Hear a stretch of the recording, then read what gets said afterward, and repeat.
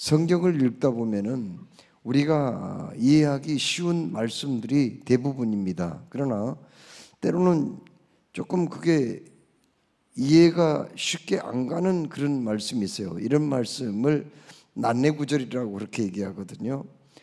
오늘 우리가 봉독한 말씀도 해석하기가 그리 쉬운 말씀은 아닙니다. 이 말씀을 제대로 이해하고 또 해석하지 못해서 약간 어려움을 겪는 분들도 없잖아 있습니다.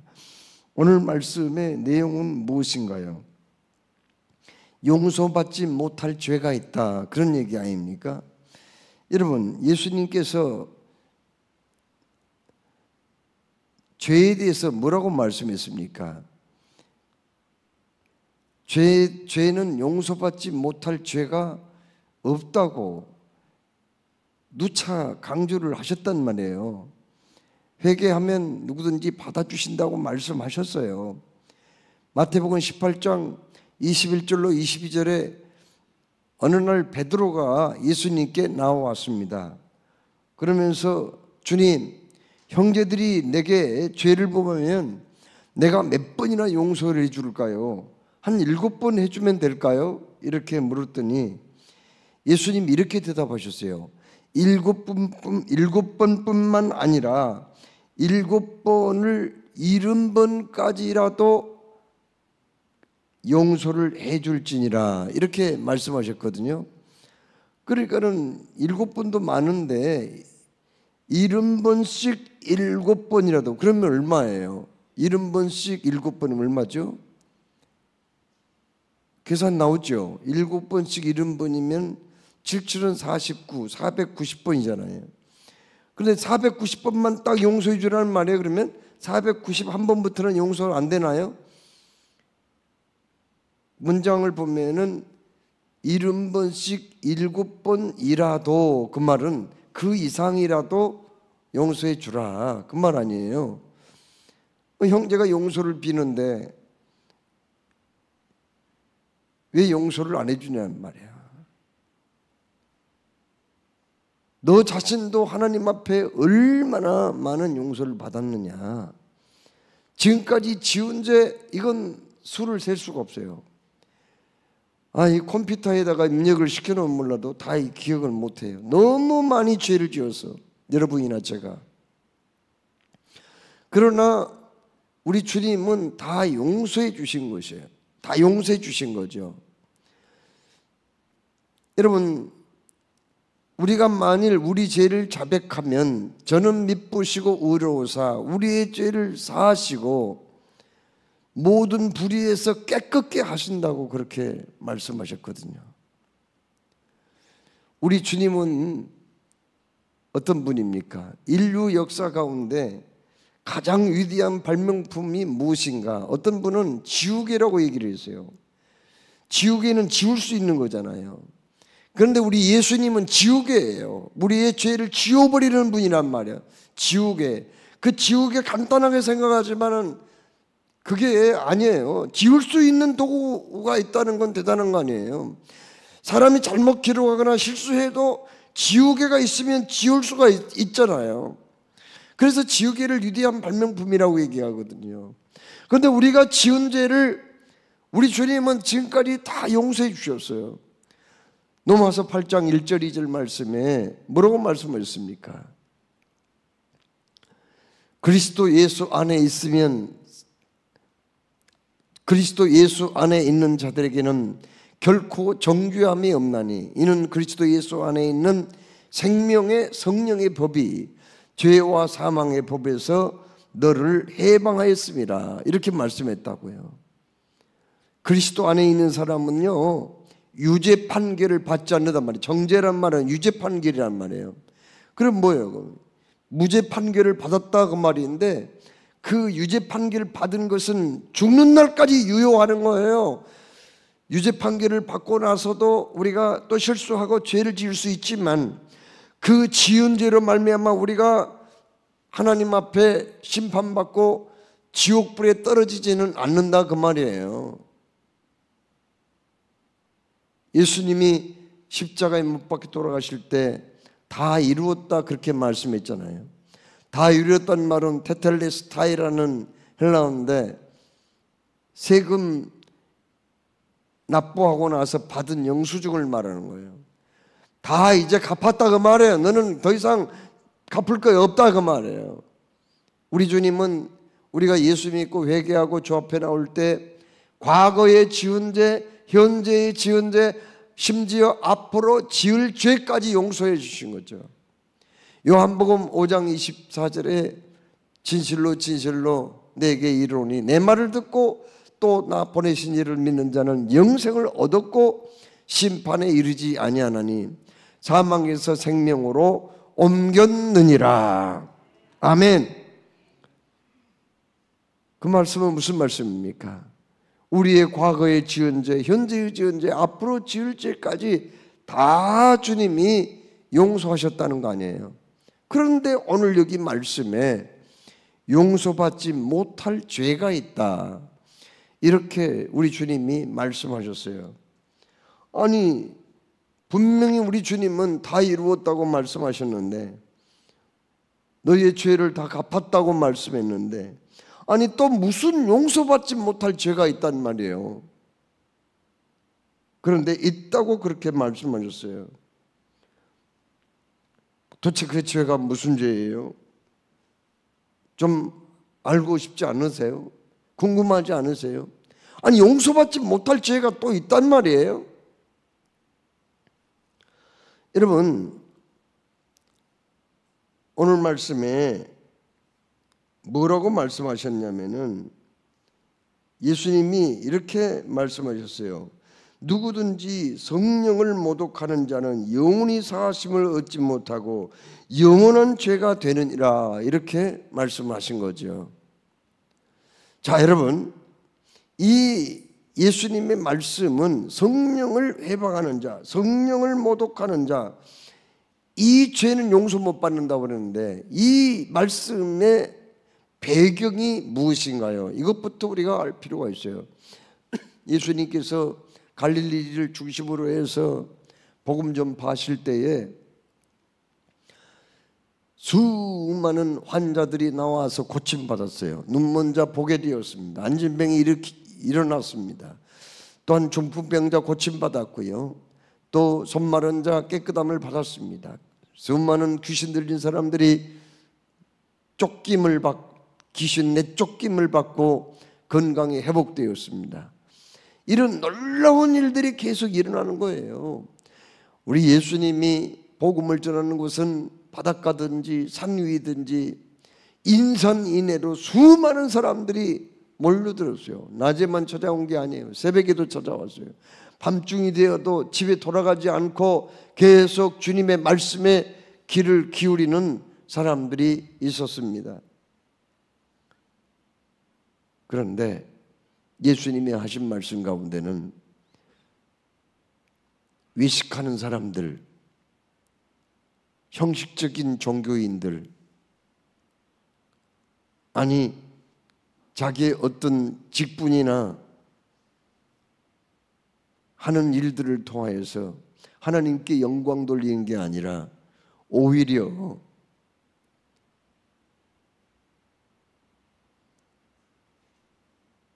순박한 시민들, 순박한 평민들을 우려먹고 골탕 먹이고 살아가는 사람들이 있었거든요. 유대교 종교 지도자들입니다. 여러분, 유대교 종교 지도자들은 어떤 사람들이었나요? 대개 제사장도 거기 있고요. 또 거기에는 누가 있었어요? 서기관들도 있었고요. 또 누가 있었어요? 바리새인들도 있었고 사두개인들도 있었습니다. 주로 이 유대교 종교 지도자들 이런 사람들이요. 예수님이 회칠한 무덤 것 같다고 그러고, 그리고 뭐 그냥 너무 형식적으로 하나님을 믿는 사람들, 그 신앙을 빌미로 해서 연약한 그 시민들, 성도들을 덩천 먹고 살아가는 사람들이라고 말이죠. 이렇게 공격을 했습니다. 그냥 놔뒀다가는 이렇게 날마다 예수님을 쫓아다니고 그리고 고침받고 기적을 체험하는 사람들이 저렇게 많은데 저 사람들이 다 우리에게 등을 돌릴 게 아니란 말이야. 결국은 저 사람들이 예수님을 따르던 사람들이 자기들에게 화살을 돌리기 시작하면은 자기들은 견디지 못할 것 같아요. 살아남지 못할 것 같았어요. 그래서 이 수많은 군중들을 혹세무민하고 끌고 다니는 저 예수를 없애야 된단 말이에요. 그래서 오늘 여기 성경에도요, 거기 그 서기관들이 예루살렘에서 지금 갈릴리까지 거기 내려왔어요. 갈릴리까지요. 그 굉장히 먼 거리거든요. 근데 서기관들, 율법사들, 종교 지도자들이 말이죠, 예수님께 꼬투리를 잡으려고 거기까지 갈릴리까지 온 거예요. 그런데 오늘 여기 말씀에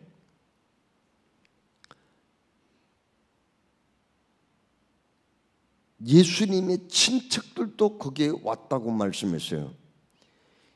예수님도 육신을 입고 이 땅에 오셨기 때문에 당연히 친척들이 있었어요.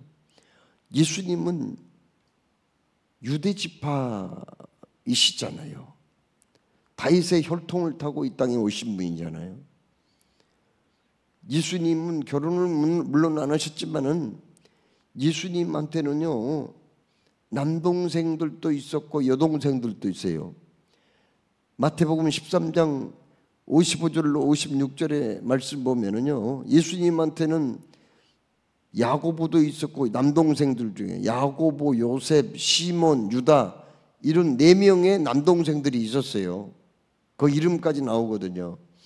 그 다음에 여동생도 있었습니다. 예수님을 오빠 하면서 따라다니는, 어렸을 적부터 따르던 여동생들도 있었는데 성경에 누이들이라고만 나왔기 때문에 누이들이면 복수죠. 이렇게 2명 이상은 된단 말이죠. 2명인지 3명인지 4명인지 그것까지는 모르겠어요. 성경에 안 나온 걸 어떻게 알아요? 아무튼 누이들도 있어요. 여동생들도 있었어요. 남동생들 4명이 있었고요.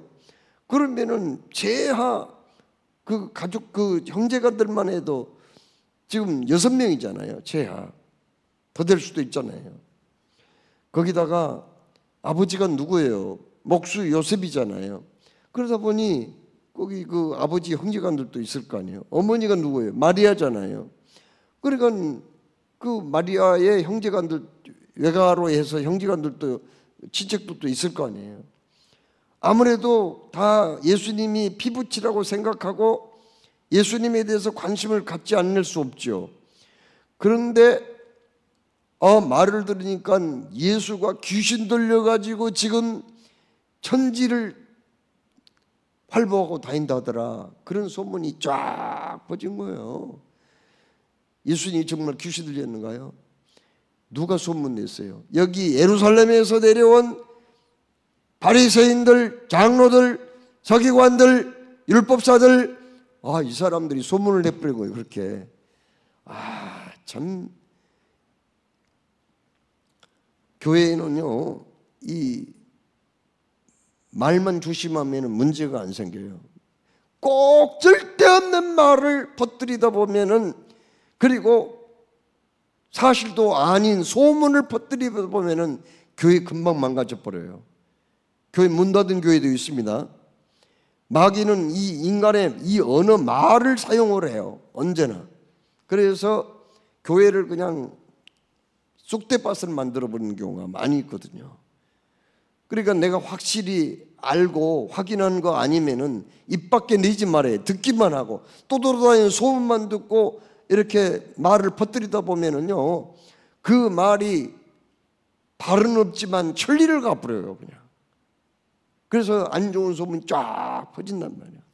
그러면 그 말을 듣는 사람 중에는 또 시험 든 사람, 낙심한 사람, 상처받은 사람이 엄청 많이 생기는 거예요. 지금 예수님 때 그렇게 지금 예루살렘에서 지금 이 말씀 속에서 지금 그 사람들이 와 있어요. 지금 벌써 와 있습니다. 은혜 받으러 온 게 아니에요. 예수님 흠집 잡으려고 예수님의 어떤 잘못한 거 있으면 그걸 붙잡아 가지고 예수님을 예루살렘으로 끌고 가서 산헤드린 공회에 재판을 해보하든가, 아니면 사형 원도를 받기 위해서 로마 총독 빌라도에게 지금 고소를 하려고 지금 거기 완 거예요. 그 사람들이 막 소문을 퍼뜨려요. 자, 저 예수, 나사렛 예수, 저 인간 귀신 들려가지고 지금 천지만지를 돌아다닌 사람이다. 이렇게 소문을 내버렸더니요, 소문이 금방 쫙 퍼져가지고 예수님 친척들이 막 온 거예요. 왜요? 붙잡으러 왔어요. 귀신 자기 어떻든 가족인데 그냥 놔두면 되겠어요? 귀신 눌려가지고 거기 쏘다니면은 얼마나 그 집안 망신이에요. 그래서 예수님 붙잡으러 온 거예요, 친척들이. 기가 막힌 일 아니에요, 참. 그랬더니 여기 30절 말씀에는 뭐라고 말씀했죠?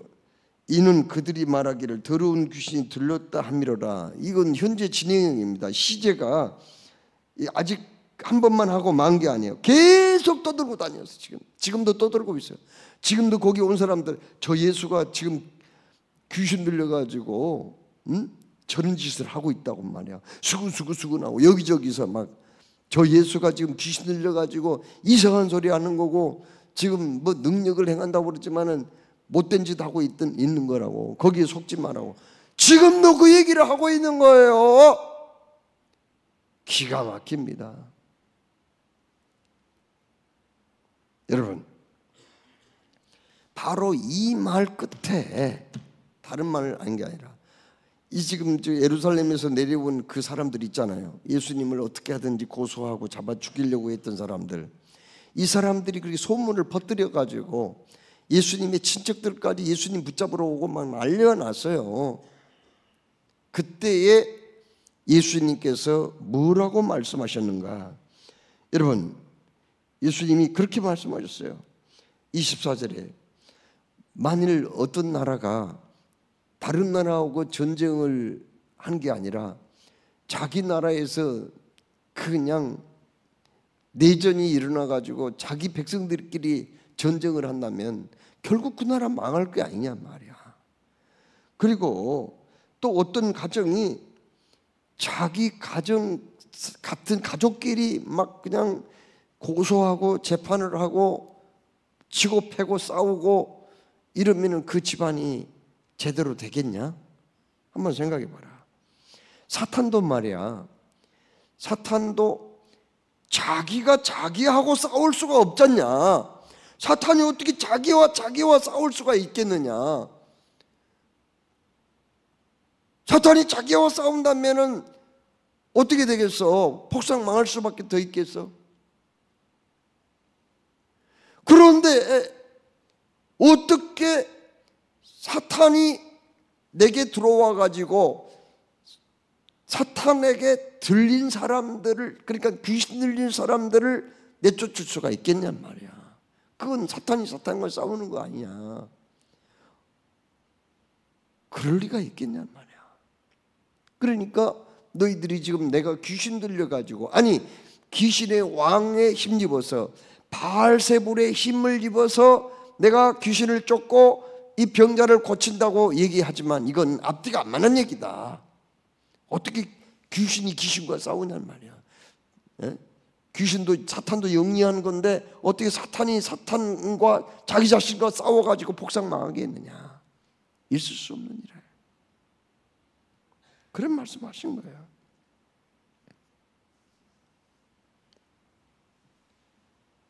그러면서 뭐 무슨 전쟁이 일어나거나 뭐 강도짓을 한 사람도 자기보다 강한 사람한테는 쉽게 덤벼들지 못하고 자기가 좀 충분히 이길 수 있는 사람, 해볼 수 있는 사람 집에 들어가 가지고 그 사람을 결박을 한 다음에 그 집안에 있는 좋은 재물 같은 것을 약탈해 가지 않느냐, 늑탈해 가지 않느냐 말이야. 그런데 나에게 능력이 없다면 귀신을 제어할 만한 힘이 없다면 어떻게 귀신 들린 사람들이 소리치며 도망가고 그 악령에 붙잡혀 시달린 사람들이 깨끗함을 받을 수가 있겠냔 말이야. 이렇게 말씀을 하시면서 맨 나중에 그런 말씀하셨어요. 내가 진실로 너희에게 이르노니 사람의 모든 죄와 모든 모독하는 일은 사하심을 얻되 용서함을 받되 누구든지 성령을 모독하는 자는 영원히 사하심을 얻지 못하고 영원한 죄가 되느니라. 이렇게 말씀하신 거예요. 자, 오늘 이 말씀 26절, 28절, 29절 이 말씀이 굉장히 중요한 말씀이에요.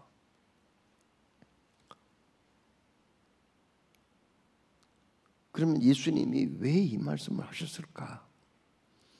지금 이 말씀 하신 데는요, 지금 예루살렘에서 예수님 흠집 잡으려고, 예수님 고소하려고, 예수님 붙잡아 가려고 지금 파견을 받은 서기관들, 율법사들, 바리새인들, 그 사람들 들으라고 한 말씀이에요. 지금 이 사람들은요, 예수님이 지금 귀신을 힘입어서 병자 고치고 진리를 가르치고 귀신을 힘입어서 지금 천국 복음을 외친다고 생각을 안 해요. 예수님이 지금 악한 짓을 하거나 지금 그 어리석은 사람들을 끌고 다니면서 속여먹고 사기치는 일을 한다고 생각하지 않았어요. 예수님이 하는 걸 보고 자기들도 놀라버린 거예요. 어떻게 귀신 들린 사람들이 막 소리치며 도망가고, 어떻게 그 병자들이 그냥 주도할 수 없는 많은 병자들이 벌떡벌떡 그냥 일어나고 고침받아서 건강한 사람이 되느냐 말이에요. 병든 사람을 고쳐주는 게 뭐가 나빠요? 아니, 안 못 본 사람을 보게 해주는 게 뭐가 나빠요? 중풍병 걸려서 들것에 실려온 사람이 벌떡 일어나서 걷고 뛰고 좋아하는데 얼마나 좋은 일이에요. 서기관들도 그걸 알고 있었어요. 예루살렘에서 온 사람들, 그 예수님을 반대하고 미워하는 사람들 다 알고 있었다니까요. 그게 귀신의 역사가 아니라는 거, 악한 일이 아니라는 거 알고 있었어요. 알고 있었지만은 자기들의 기득권, 이기심, 자기들의 사리사욕, 자기들의 욕심을 빼앗기지 않기 위해서, 포기하지 않기 위해서 예수님을 잡아 죽이려고 했던 거예요. 그래서 예수님이 그 말씀하신 거죠. 지금 내가 하는 모든 일들은 성령으로 힘입어 하고 있는데 너희들은 나로 하여금 이 일을 하게 하시는 성령의 역사를 귀신, 사탄이라고 얘기를 하고 있지 않느냐. 너희들 그런 행동하면 안 된다. 절대로 너희들은 용서받을 수 없다. 그런 말씀을 하신 거죠. 자, 그러면 시간이 없기 때문에 그러면은 결론을 맺고자 합니다. 자, 여러분, 그러면은 정말 그러면은 용서받지 못할 죄가 있을까요? 정말 용서받을 죄가 없다고 했는데, 다 용서받을 수 있다고 했는데, 70번씩 7번이라도 용서받을 수 있다고 했는데, 아니 왜 여기서는 용서받지 못할 죄가 있다고 그렇게 말씀했지요? 그것은 다름이 아니라 이들이 성령님이 하시는 그 일을 부인하고 모독하고 회방했기 때문에 예수님 그렇게 말씀하신 거예요. 우리가 예수 믿는 것도요, 다 성령님의 감동 감화가 있어야 돼요. 우리가 회개하고 그리고 중생하는 것들, 그리고 우리가 진정한 그리스도인이 되는 것들, 하나님을 아버지라고 부르고 예수님을 나의 주님이라고 고백하는 것도 모두가 다 성령의 역사예요. 성령의 역사. 나의 삶에 진정한 변화가 일어나고 사랑과 희락과 화평과 오래 참음과 자비와 양성과 충성과 온유와 절제, 이 성령의 열매가 나타나는 것도 다 성령의 역사. 성령님은 우리로 하여금 하나님 말씀을 깨닫게 하세요. 성령님은 나로 하여금 지혜도 주시고, 성령님은 내가 핍박을 받을 때 내가 어떤 말로 대응을 해야 될 것인지 해야 할 말도 가르쳐 주시고, 성령님은 대인관계 속에서 지혜도 주시고, 그리고 내 곁에 계셔서 내가 어려운 일 당할 때, 답답한 일 당할 때 상담도 해주시며 나의 가는 길을 선한 길로 좋은 길로 인도하신 분이 성령님이란 말이야. 그런데 지금 예루살렘에서 내려온 사람들이 이게 성령의 역사인지를 알고도 부인을 한 거예요. 자기 살려고, 인간적으로. 그래서 그 사람들은 이제는 어떻게, 그 사람들이 구원받을 길이 없어요. 그 사람들은요, 그 사람들이 거듭날 길도 없고요, 회개할 길도 없고요, 중생할 길도 없고요, 무슨 길이 없어요. 그래서 너희들은 용서 못 받는다, 그렇게 말씀한 거예요. 너희들 구원받을 길이 없어. 성령님을 해방하고 모독하니 어떻게 다른 방법이 있겠냔 말이에요. 그러면은 그 사람들이 나중에라도 이제 잘못을 회개하고 그렇게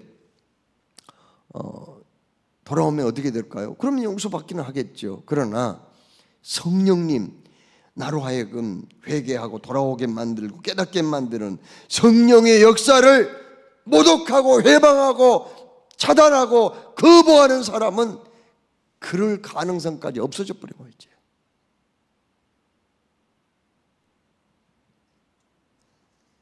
오늘 이렇게 예수님이 용서받지 못할 죄가 있다고 말씀하신 것은, 죄라는 게 그렇게, 이 죄가, 성령을 거역하는 죄가 중하다는 뜻이에요.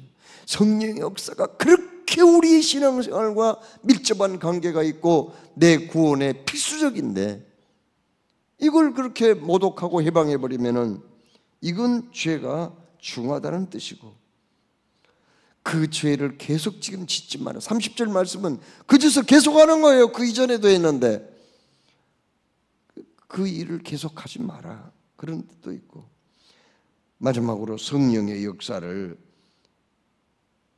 거부하지 마라. 성령님을 우리는 어떻게 해야 되냐? 성령님을 환영하고, 성령님을 사모하고, 성령님을 사랑하고, 늘 성령과 함께 우리가 신앙생활을 해야 된다 하는 말씀이거든요. 우리 그 한국교회 유명한 부흥사로 이성봉 목사님이라는 분이셨어요. 이분은 보통 이 부흥사들은 수명이 그렇게 길지 않는 분들도 많아요. 잠깐 반짝하다가 능력이 그냥 소진돼 버리는 사람들도 많이 있어요.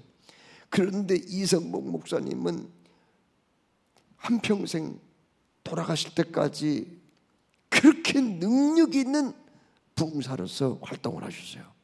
그런데요, 이분은 길을 걸어갈 때도 언제나 한 손은 꼭 쥐고 이렇게 걸어간 거예요. 한 손을 꼭 쥐고 걸어갔대요. 그래서 하도 이상해서 사람들이 물어본대요. 처음 본 사람들은 물어본대요. 아니, 목사님은 왜 오른손 한 손을 꼭 쥐고 이렇게 다니세요? 예, 나하고 손잡고 가신 분이 있기 때문입니다. 그분이 성령님이세요. 나는 성령님의 손을 잡고 언제나 같이 다니기 때문에 꼭 손을 쥐고 다닙니다. 제가 강단에 올라갈 때도요, 내가 생각 없이 훌뚝 올라간 게 아니라 성령님 먼저 올라가시죠, 그러면서 올라오신다는 거예요. 성경을 읽을 때 무조건 성경을 덮어 펴놓고 읽는 게 아니라, 성령님 제가 성경 읽을 테니까요, 이 말씀의 의미가 뭔지 깨닫게 해주세요. 그렇게 하고 성경을 읽는다는 거예요. 예배 드릴 때도 성령님이 여기 안 계시면 이건 종교 행위에 불과합니다. 형식적인 예배에 불과합니다. 성령님이 주장하시는 예배가 되게 하여 주옵소서. 언제나 성령님을 앞세우고 사모하고 사랑하고 중요시 여기면서 신앙생활을 했기 때문에 그분은 부흥사로서 많은 은혜를 끼치고 수명이 길었다는 거 아니에요. 오늘 여기 말씀을 통해서 예수님은 성령님을 해방하고 모독하는 그 사람들, 성령의 역사인 줄 알면서도 부인하는 그런 사람들은 용서 못 받는다. 그러므로 너희들은 성령과 늘 가까이하고 성령을 사모함으로 성령 충만 받는 신앙생활을 해야 한다고 이렇게 말씀하셨으니 오늘 밤에도 성령님을 사모하고 성령님께 부르짖고 간구하다가 성령의 은사와 열매와 능력이 충만하게 임하는 여러분 다 되시기를 주의 이름으로 축원합니다.